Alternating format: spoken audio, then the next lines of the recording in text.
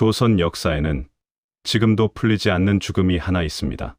한 왕이 갑자기 쓰러졌습니다. 그리고 불과 이틀 만에 숨을 거두었습니다. 창경궁 안에는 깊은 정막이 흘렀습니다. 왕의 처소에서 나오는 사람들의 얼굴은 하나같이 굳어 있었습니다. 궁녀들은 소리를 죽이며 복도를 오갔고 내의원 의관들은 분주히 드나들었습니다. 그리고 그날 밤 조선의 20번째 왕 경종이 숨을 거두었습니다. 재위 4년 만이었습니다. 나이는 고작 37이었습니다. 그런데 왕이 숨지기 직전 이틀 동안 이상한 일이 있었습니다. 왕에게 올라간 음식은 게장과 감이었습니다. 예로부터 게장과 감은 함께 먹으면 안 된다고 전해진 음식이었습니다. 그것을 궁중 의원들이 몰랐을 리가 없습니다. 그렇다면 왜 그 음식이 왕의 수라상에 올라갔을까요? 단순한 실수였을까요? 아니면 누군가의 의도였을까요? 경종은 정말 병으로 죽었을까요?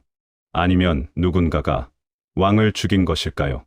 300년이 지난 지금까지도 이 질문은 답을 얻지 못하고 있습니다. 오늘 우리는 조선 역사에서 가장 미스터리한 죽음 중 하나를 들여다보려 합니다. 경종. 그는 누구였으며 왜 그토록 짧고 비극적인 삶을 살았는지 함께 따라가 보겠습니다. 경종의 이름은 이윤이었습니다. 조선의 20번째 임금이었고 숙종의 아들이었습니다. 하지만 그가 왕이 되기까지의 과정은 결코 순탄하지 않았습니다. 경종은 태어날 때부터 궁궐 안 권력 싸움의 한복판에 있었습니다.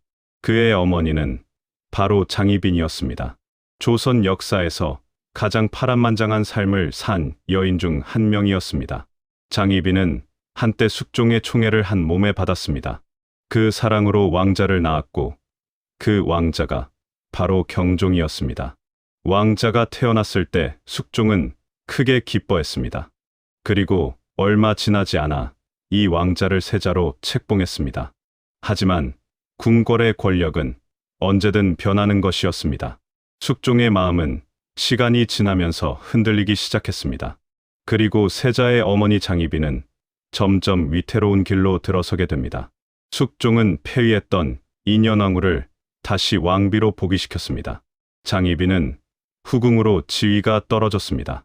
하지만 장희빈은 그것으로 끝내지 않았습니다. 그녀는 인현왕후를 저주하는 굿을 벌이기 시작했습니다. 취선당 서쪽에 신당을 차렸고 밤마다 저주의 의식을 이어갔습니다.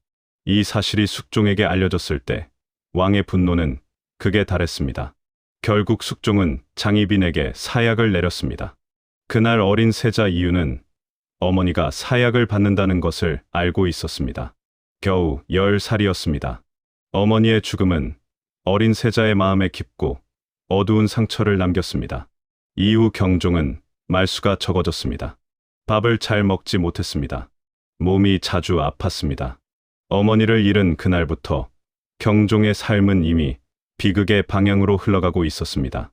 그 상처는 왕이 된 이후에도 결코 아물지 않았습니다. 하지만 아무도 예상하지 못한 일이 이후에도 계속 이어지게 됩니다. 숙종이 세상을 떠났습니다. 세자 이윤이 왕위에 올랐습니다. 그가 바로 경종이었습니다. 즉위식이 열린 날 신하들은 새 왕 앞에 엎드렸습니다. 하지만 그 자리에 모인 사람들의 마음이 모두 같지는 않았습니다. 경종은 건강이 좋지 않았습니다. 몸이 약했고 자식이 없었습니다. 부사가 없다는 것은 왕권의 커다란 약점이었습니다. 신하들은 이미 알고 있었습니다. 이 왕이 오래가지 못할 수도 있다는 것을. 그리고 왕권을 노리는 자들은 즉위 첫날부터 이미 움직이기 시작했습니다. 경종이 왕좌에 앉은 그 순간부터 조선의 권력 싸움은 새로운 국면을 맞이하게 됩니다. 그리고 이 싸움은 결국 경종의 죽음으로 이어지게 됩니다. 경종이 왕이 되었을 때 조선의 조정은 두 개의 거대한 세력으로 나뉘어 있었습니다. 노론과 소론이었습니다. 노론은 숙종 말년부터 조정을 장악해온 세력이었습니다. 이들은 왕권보다 신권을 중시하는 성향이 강했습니다. 그리고 숙종이 총애하던 연인군을 지지하고 있었습니다. 연인군은 훗날 영조가 되는 인물이었습니다. 소로는 달랐습니다. 소로는 경종을 지지하는 세력이었습니다. 경종의 왕권을 지키려 했고 노론과는 모든 것에서 부딪혔습니다. 두 세력의 충돌은 단순한 정치 논쟁이 아니었습니다. 그것은 살아남기 위한 싸움이었습니다. 한쪽이 권력을 잡으면 다른 쪽은 역적이 되었습니다. 역적이 되면 목숨을 잃었습니다. 그 싸움의 한복판에 경종이 있었습니다. 왕이었지만 경종은 강하지 않았습니다. 몸은 약했고 마음은 지쳐 있었습니다. 그리고 신하들은 그 약점을 절대로 놓치지 않았습니다. 경종의 건강은 즉위 이전부터 이미 좋지 않았습니다. 어린 시절 어머니의 죽음을 겪은 이후 경종은 음식을 잘 먹지 못했습니다. 소화가 잘 되지 않았고 잦은 설사에 시달렸습니다. 때로는 며칠씩 제대로 된 식사를 하지 못하기도 했습니다. 왕이 된 이후에도 상황은 나아지지 않았습니다. 왕이 자리에 눕는 날이 많아졌습니다. 내의원 의원들이 자주 처소를 드나들었습니다. 탕약을 올리는 날이 점점 늘어났습니다. 더 큰 문제가 있었습니다. 경종에게는 자식이 없었습니다. 왕비도 있었지만 후사를 이을 왕자가 없었습니다. 후사 없는 왕, 몸이 약한 왕. 이것은 조정 신하들에게 강력한 신호였습니다. 지금 움직이지 않으면 늦는다는 신호였습니다. 그리고 노론은 마침내 행동하기 시작했습니다. 경종이 즉위한 지 얼마 지나지 않아서였습니다. 노론의 신하들이 상소를 올리기 시작했습니다. 내용은 단 하나였습니다. 왕의 후계자를 빨리 정해야 한다는 것이었습니다. 그들이 지목한 인물은 연인군이었습니다. 숙종의 아들이었고 경종의 이복동생이었습니다. 연인군을 왕세제로 책봉해야 한다는 주장이었습니다. 왕세자가 아니라 왕세제였습니다. 동생이 형의 다음 왕이 된다는 뜻이었습니다. 경종에게 이 요청은 굴욕적이었습니다. 왕이 된 지 얼마 지나지도 않았는데 이미 다음 왕을 정하라는 압박이었으니까요. 하지만 경종은 결국 이를 받아들였습니다. 연인군이 왕세제로 책봉되었습니다. 그것으로 끝이 아니었습니다. 노론은 더 나아갔습니다. 노론은 왕세제가 정해진 것으로도 절대 만족하지 않았습니다. 그런데 여기서 더 충격적인 일이 벌어지게 됩니다. 왕세제 책봉이 이루어진 지 얼마 되지 않아서였습니다. 노론의 신하들이 또 다른 상소를 올렸습니다. 이번에는 더욱 충격적인 요구였습니다. 왕이 몸이 약하니 왕세제가 대신 정무를 보아야 한다는 것이었습니다. 대리청정이었습니다. 왕이 살아있는데 왕세제가 왕의 일을 대신하겠다는 주장이었습니다. 조선 역사에서 이것은 대단히 파격적인 요구였습니다. 왕을 사실상 허수아비로 만드는 것이나 다름없었습니다. 경종은 분노했습니다. 아직 왕이 죽지도 않았는데 신하들이 왕을 밀어내려 한다는 것이 너무나 분명했습니다. 소로는 즉각 반발하며 대리청정을 주장한 노론 신하들을 처벌해야 한다고 나섰습니다. 경종은 결단했습니다. 대리청정 요구를 거부했습니다. 그리고 노론 핵심 신하 4명을 유배 보냈습니다. 하지만 이것은 시작에 불과했습니다. 더 큰 폭풍이 이미 몰려오고 있었습니다. 경종이 노론 신하들을 유배 보낸 것은 소론에게 절호의 기회였습니다. 소론은 이 기회를 절대 놓치지 않았습니다. 소론의 신하들은 한 발 더 나아갔습니다. 유배로는 부족하다고 했습니다. 노론의 핵심 인물들을 역적으로 몰아야 한다는 주장을 강하게 내놓았습니다. 소론은 노론이 왕세제를 이용해 경종을 몰아내려 했다는 고변을 올렸습니다. 조정은 발칵 뒤집혔습니다. 국문이 시작되었습니다. 신하들이 잡혀 들어왔습니다. 고문이 이어졌습니다. 노론의 핵심 인물들이 하나둘 처형당했습니다. 유배된 자들이 있었고 목숨을 잃은 자들이 있었습니다. 가문이 멸족되는 일도 있었습니다. 이것이 바로 이민옥사였습니다. 그리고 이 사건이 조선 전체를 뒤흔들게 됩니다. 이민옥사는 수십 명의 목숨을 앗아간 대숙청이었습니다. 이 기간 동안 노론은 사실상 괴멸에 가까운 타격을 입었습니다. 처형된 자, 유배된 자, 관직을 빼앗긴 자, 수십 명의 신하들이 목숨을 잃거나 조정에서 쫓겨났습니다. 이 숙청은 조정의 한쪽을 완전히 부수어 버렸습니다. 노론이 무너지면서 조선의 권력 균형도 함께 무너졌습니다. 경종은 이 모든 과정에서 무엇을 느꼈을까요? 기록은 왕이 시종일관 병약했다고만 전합니다. 왕이 직접 칼을 들지 않았더라도 그의 이름으로 수많은 사람이 죽어나갔습니다. 그런데 이상한 점이 하나 있었습니다. 연인군은 살아남았습니다.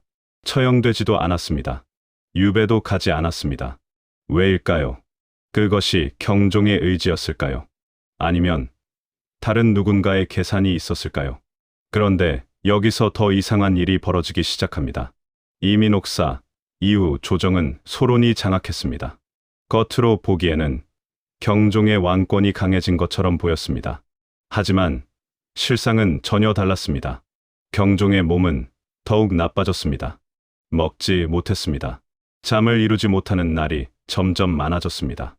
왕의 처소를 지키는 의관들의 발걸음은 하루도 끊이지 않았습니다. 왕에게는 자식이 없었습니다. 왕비와의 사이에서도 끝내 후사가 없었습니다. 어머니는 어린 시절 이미 죽었습니다. 진심으로 믿을 수 있는 신하가 주변에 있었는지도 불분명했습니다. 경종의 나날은 그렇게 외로웠습니다. 왕의 자리에 있었지만 그는 궁궐 안에서 가장 고독한 사람이었습니다. 그렇게 세월이 흘러 경종 제위 마지막 해가 되었습니다. 경종 제위 마지막 해 여름이었습니다. 경종의 건강이 갑자기 더 나빠지기 시작했습니다. 더위가 극심했습니다. 왕은 식사를 거의 하지 못했습니다. 몸에 힘이 없었습니다. 내의원에서는 연일 탕약을 올렸습니다. 하지만 왕의 상태는 좀처럼 나아지지 않았습니다. 조정 신하들 사이에서는 수군거림이 시작되었습니다. 왕이 이러다가 오래 버티지 못하는 것 아니냐는 말이 돌았습니다. 왕세제 연인군 주변으로 사람들이 조금씩 모여들기 시작했습니다. 권력이란 것은 그렇게 사람들을 움직이게 만드는 것이었습니다. 그리고 그달에 모든 것이 결정되었습니다. 아무도 예상하지 못했던 방식으로 어느 날 경종에게 수라상이 차려졌습니다. 그 수라상에 게장이 올라왔습니다. 그리고 얼마 후 감이 올라왔습니다. 게장과 감, 이 두 가지는 함께 먹으면 해롭다고 알려진 음식이었습니다. 조선의 의학 지식에서도 이것은 잘 알려진 사실이었습니다. 그런데 그 두 가지가 같은 날 왕의 수라상에 함께 올라온 것입니다. 이것을 의관들이 몰랐을까요?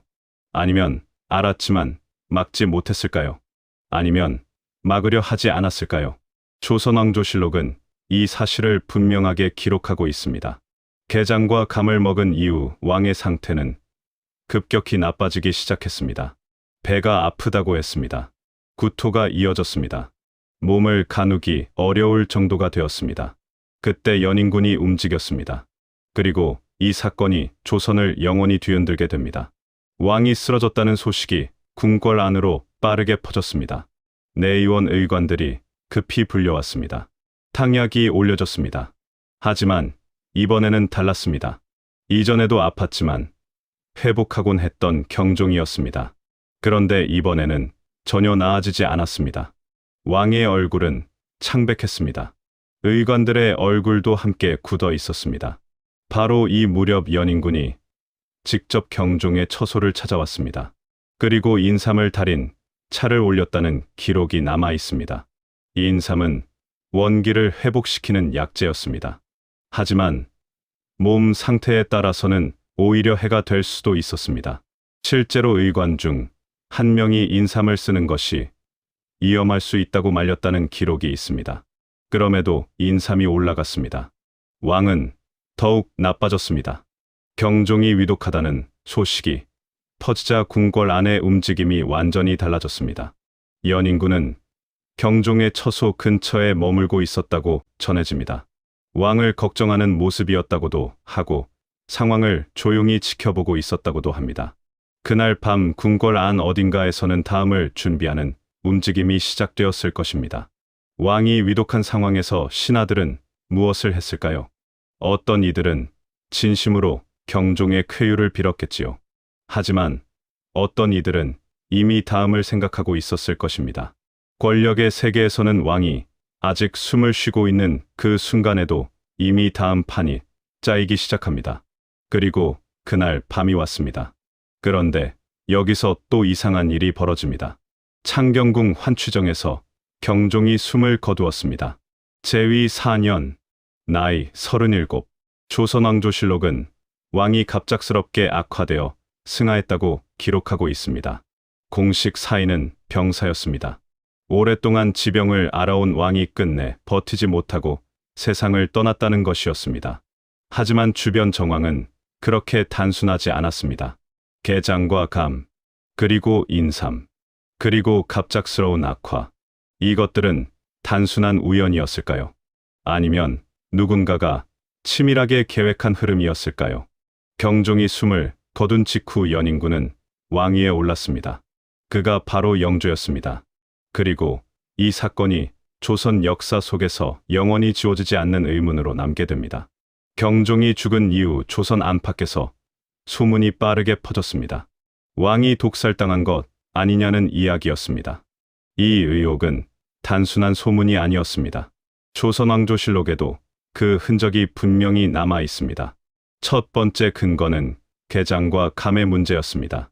두 가지를 함께 먹으면 해롭다는 것은 당시 의학 상식이었습니다. 그것이 같은 날 왕의 수라상에 올라갔다는 것은 쉽게 납득하기 어려운 일이었습니다. 두 번째 근거는 인삼의 문제였습니다. 의관이 반대했음에도 인삼이 올라갔습니다. 당시 경종의 상태에서 인삼은 오히려 해가 될 수 있다는 의견이 분명히 있었습니다.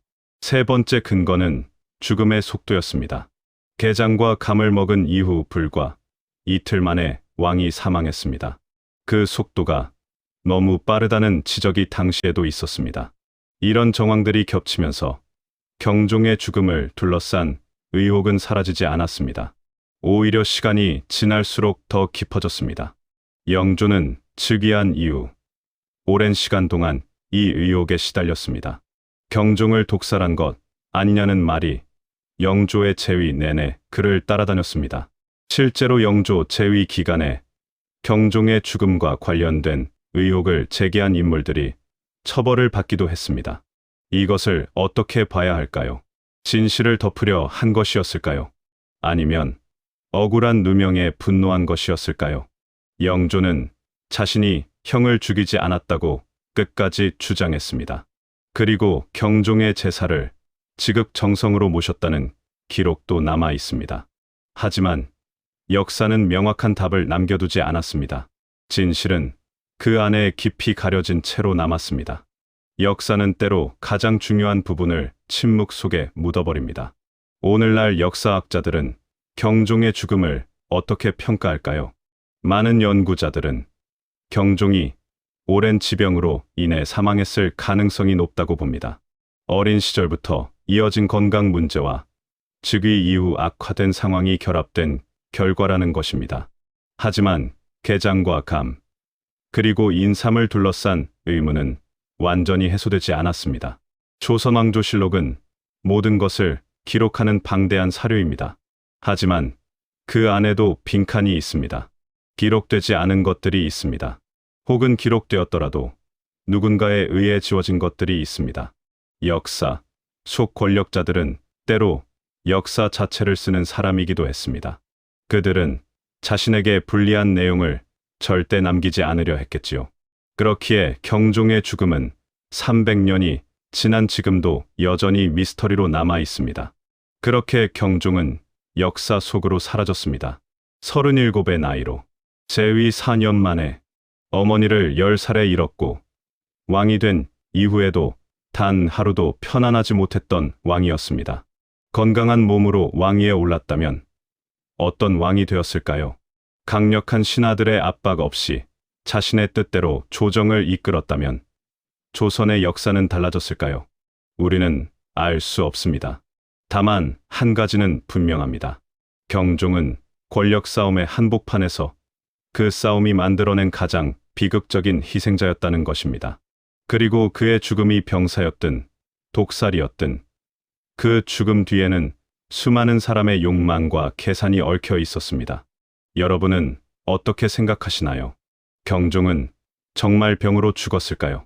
아니면 누군가가 그를 죽음으로 몰아넣었을까요?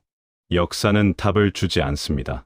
그 답을 찾는 것은 이제 여러분의 몫입니다.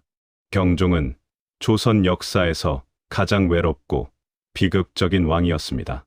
10살의 어머니를 잃었고 왕이 된 이후에도 신하들의 권력 다툼 속에서 한 번도 자유롭지 못했습니다. 그리고 37의 나이에 세상을 떠났습니다. 그 죽음의 진실은 지금도 밝혀지지 않았습니다. 다음 시간에도 흥미로운 한국 역사 이야기로 찾아오겠습니다. 구독과 좋아요는 이 채널이 계속 좋은 이야기를 만드는 큰 힘이 됩니다. 지금까지 한국 역사 이야기였습니다. 감사합니다.